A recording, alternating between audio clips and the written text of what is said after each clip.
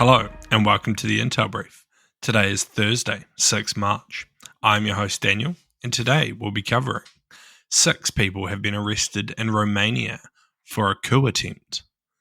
TSMC is making historic investments in the US, and Hamas says that Trump threats are endangering the ceasefire.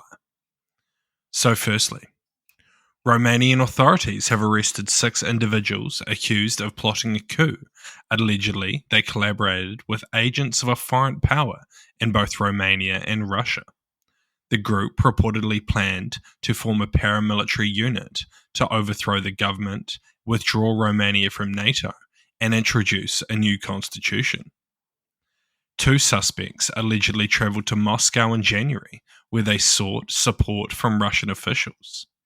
Among those arrested was a 101-year-old retired Major General, a Holocaust denier who has praised Romania's fascist World War II regime and criticised the current government. The arrests have come amid rising tensions between Romania and Russia, following the expulsion of 2 Russian officials, the Russian military attaché and his deputy, for allegedly working with the far-right presidential candidate Gorchich. So what? While there's currently very limited information, it is unsurprising that more people have been identified during investigations into Russian influence in Romania.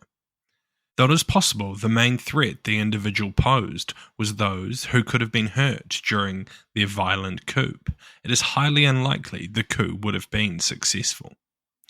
What it does indicate is that Russia has been highly active in their operations in Romania, working against the state, and almost certainly in other EU countries doing similar operations to destabilize the region. And next, the Taiwanese president has praised the $100 billion investment by semiconductor giant TSMC in the United States as a milestone in Taiwan-US relations. He clarified that the Taiwanese government was not influenced by Washington and TSMC's decision to expand into the US, despite the move coming after threats from current US President Donald Trump to impose tariffs on semiconductor imports. TSMC total investment in the US now reaches $165 billion, making it the largest foreign direct investor in US history. The company's decision to expand into the US is driven by their high demand for American customer base, including major customers such as Nvidia and Apple.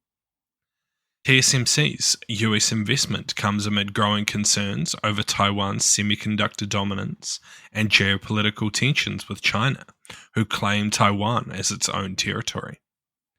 The company's expansion into countries such as Japan, Germany, and the US reflect its global customer demand.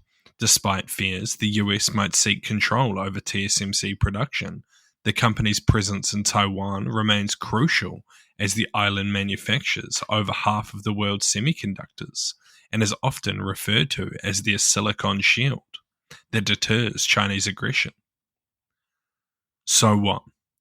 Regardless of Taiwan saying that the decision was not influenced by Washington or Trump, this seems highly unlikely.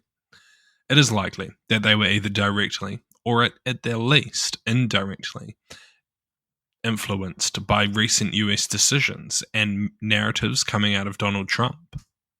The alternative was highly likely being tariffs imposed by Trump and even possibly the loss of direct military support that the US provides. Taiwan and TSMC will be walking a tightrope here though, not wanting to overcommit and give the US too much of their intellectual property, which could result in the loss of support, but enough to keep them happy. And lastly, Hamas has expressed concerns that Donald Trump's recent threats regarding Gaza could disrupt an already fragile ceasefire. Trump issued an ultimatum demanding the immediate release of hostages and the return of the bodies of those killed by Hamas, warning that failure to comply would result in severe consequences. Hamas's spokesperson stated that these threats complicate the ceasefire negotiations and encourage Israel to avoid fulfilling the terms of the agreement.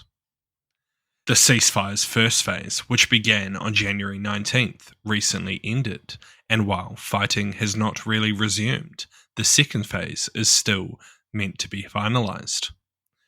The second phase is looking to release the remaining hostages and resolve outstanding issues, such as the withdrawal of Israeli forces from Gaza and the governance of the region post-conflict. Tensions remain, though, with Israel halting aid to Gaza and the US increasing their military support to Israel, while also holding direct talks with Hamas regarding American hostages.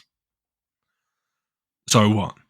I'm not quite sure what the US and Trump think they can do more here.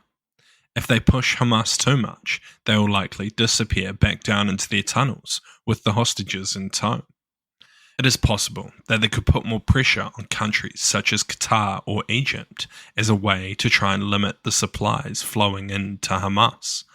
But in reality, Hamas has almost certainly prepared for this and is likely resupplied during the recent ceasefire, meaning they're ready to go again.